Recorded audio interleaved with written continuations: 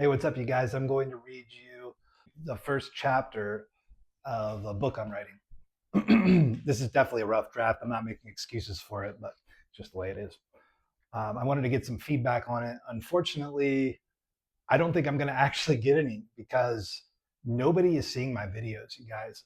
I've posted like 30 or 40 things on uh, Twitter, X, and Instagram. Zero followers, zero people see my posts, zero engagements. Back in 2020, I would make a post and get thousands of engagements, thousands of views. Now, literally zero.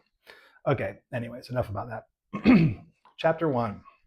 Mrs. Roach is a witch and she eats roaches. A 3 foot tall girl screamed as she ran towards us from across the playground. I already knew Mrs. Roach ate roaches. Everybody knew that she ate roaches. I did feel nervous at the mention of a witch being among us, if that was the situation we were in. It was early in the morning in Gainesville, Florida, and a fog that had wet the ground and lurked about the houses and trees was disappearing, evaporating through the treetops of pine and oak, heading towards the blue sky. The emergency warning welcome we received wasn't the greeting we were accustomed to at Stepping Stones. Simultaneously, we started sizing up the small statured source. We were sufficiently suspicious, to say the least. The young 3 foot tall woman who was talking to us, me mostly, was in her early threes. What she yelled at us could be the result of a number of things. It could be the result of her going through something personal, such as a midlife crisis, which was something I had just recently heard about a day or two before. It could be a simple game of pretend gone awry, as they often did between boys and girls at that age. Ema and I both knew that we stood in a place where rumors and conjecture, as well as flat out lies, flourished and ran rapid, getting passed around like pink eye. As the 3 foot tall woman continued, images of the Wizard of Oz poisonously seeped into my head. Aided by my vivid imagination, they brought in dark smoke into an even darker room where an evil looking green faced witch slowly stirred something mysterious in a huge black cauldron. A plate of roaches sat within arm's reach. Why is that cauldron always so big? But my thoughts were interrupted. It was the same 3 foot tall girl, and she was still talking. Weeks prior brought noteworthy concerns that we had no choice but to address. Which of my fellow scholars made the discovery, we will never know. It's safe to say it was one of the girls, as they were much more assertive and observant than we boys were at that time. One of the more assertive and observant girls had overheard, or maybe just heard, their parents talking about something disgusting and disturbing. There was a teacher at our preschool whose last name was actually Roach. Gross. Not long after the whistleblower informed me and a few others of the news, an emergency meeting was called to order. 4 or 5 of us met at the swing set. Nobody used the swings. They were on the south side of our small chain linked area, perhaps 15 to 20 feet from Northwest 8th Avenue, which runs east to west through Gainesville, Florida. The swing set was far away from our line of 4 adjoined classrooms and therefore a decent distance from any eavesdropping grown-ups. In hushed whispers, low and audible tones, we began talking and voicing our concerns. Our fears were worn on our faces and they could be heard in our small, confident voices. We all suspected the same thing. Mrs. Roach was likely a person who, for whatever the reason, was very much into eating cockroaches. We talked amongst ourselves for a minute or two, then took turns speaking individually. As each of us spoke, it soon became clear we all saw her last name as our main concern. We were partial to this sound logical conclusion that we arrived at, and even now one has to admit it is a very solid argument, rooted in hard facts and bound by logical reasoning. It was obvious to us that doing nothing was not an option. We intuitively knew that action had to be taken. We were quite young and also quite small. Being physically overpowered was a regular occurrence in all of our lives, as was losing most arguments. At the swing set, everybody who had the desire to be heard spoke their mind and expressed their concerns. At the conclusion of our meeting, it seemed the best course of action, we felt, was to begin a small and effective campaign of sorts. It was to be comprised primarily of inappropriately suggestive and entirely one-sided surveys, which would be combined with rumors and speculation about Mrs. Roach and her proclivities. We set out, but we were diverted by our teacher, who made us eat cookies and drink the juice of apples. The cookies were classics, light brown in color, roundish in shape, with a single round hole in the middle of each. The holes lent well to wearing the cookies as rings on our small growing fingers. That day I could clearly see that we were growing out of such things, and I recall being mildly annoyed watching some of my classmates. Cookie ring fingers and apple juice seemed inappropriate given the circumstances. Immediately after snack time, we began. The one-sided, overtly suggestive surveys worked marvelously, but it was the rumors and blind speculation about Mrs. Roach that worked the best. After some time had passed, most everyone was informed about the situation, and the energy at Stepping Stones started dying down.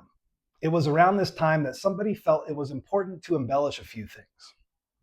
This is to be expected of 3 to 4-year-olds. Some may be shocked to learn that a young person became bored with exaggerations and eventually, seemingly out of nowhere, began telling flat-out lies. Before our parents came that day, a fellow student was all of a sudden admitting, for the first and only time ever, that someone they knew had actually seen Mrs. Roach eating a roach. Perhaps it was a close friend or a sibling, but we didn't care about that trifling detail.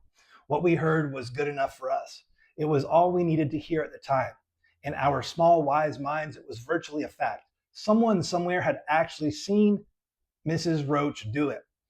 In the weeks that followed, if we did talk about Mrs. Roach, it was usually on the playground, where it was safe to talk. The speeches or admittance of thought regarding Mrs. Roach typically lasted a minute or so, and more often than not, the monologue was primarily focused on her abhorrent, disgusting last name, which always got some kind of audible rise and reaction from anybody paying attention. We all felt her last name was relevant and important. This was the glue that held most of our well-thought-out arguments together, and for the most part, we stuck to that relevant and important fact. Even today, most scholars have to acknowledge it makes for an extremely solid-based argument, which is nearly impossible to refute. When someone would pause from playing to talk about the potential roach eater, we would politely stop what we were doing and listen. As we listened, we imagined our own daydreaming nightmares. The scene we would picture was a dark, fusty room playing host to a disgusting roach feast, featuring Mrs. Roach herself. There she sat in our collective minds, feasting on roaches, hand to mouth, like we ate our cookies. I thought it must have been satisfying for her to eat all those disgusting roaches, while also promoting feelings of extreme embarrassment and shame for her and anybody associated with her. I almost felt pity for her addictive affinity, but I was too grossed out by the fact that she was actually eating cockroaches to focus on those feelings. Most of us, being in our early to mid threes, did not want to spend our time thinking about grown-ups eating cockroaches or being witches. We wanted to play with toys and have fun.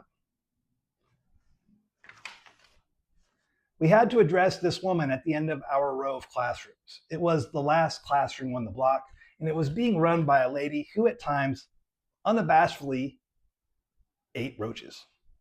We left playtime and play pretend out of the equation, and we approached the situation like adults.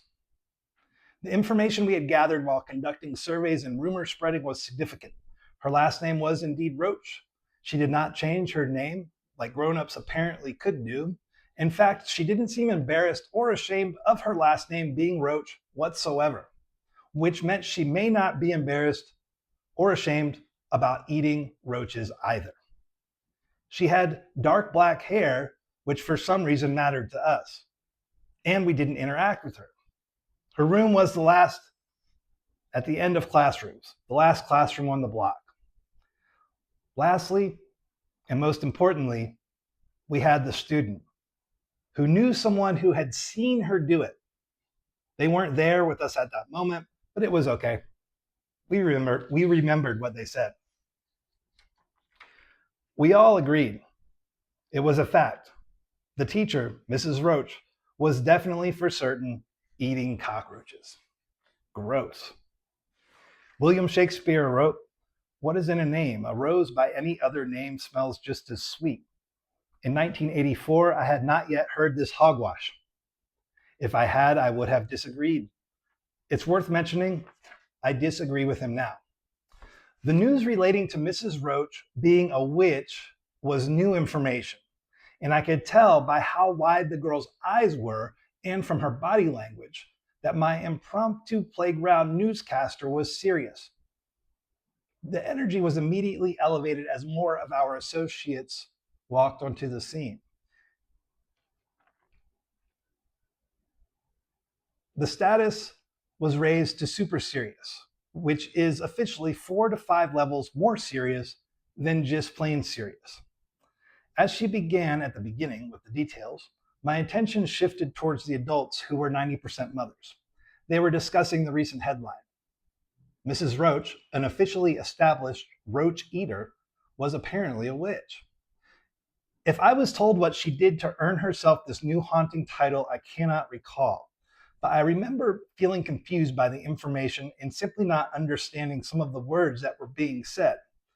I was focused on the fact that she was a witch, and I wanted to know if she had a giant cauldron in her classroom or if she kept it at her house. I also wanted to know if she had a broom and if she could fly using it. The conclusions my colleagues and I quickly came to made perfect sense to us at the time, and our position on the subject still makes logical sense today. As best we could surmise, Mrs. Roach's horrid roach consumption had to be directly connected to her being a witch. We also felt strongly that her being a witch tied directly to her insatiable appetite for consuming roaches. Obviously, the two fed into each other, forming some sort of morbidly disgusting, symbiotic witch-roach eating relationship that we had no desire to fully comprehend. On this day, our parents did not depart one by one to go about their afternoons with us. Today, they were standing around talking in tones I could not hear but could understand. Looks of seriousness and concern became apparent as they huddled closer and closer together. I recall that day. The air was crisp and dry for Florida. The sun was shining on our playground, but it seemed to be more slanted at an unnatural angle. Although the sun was shining, the light didn't seem to touch Mrs. Roach's classroom door the way it usually did. The cool air blew more leaves around the entrance, and there was a silence that was not there before. Was it obvious to us children that something had happened in Mrs. Roach's classroom? Whatever had occurred, all of my classmates and I felt deep down inside that the eating of cockroaches would have been a part of it. That much we knew for sure.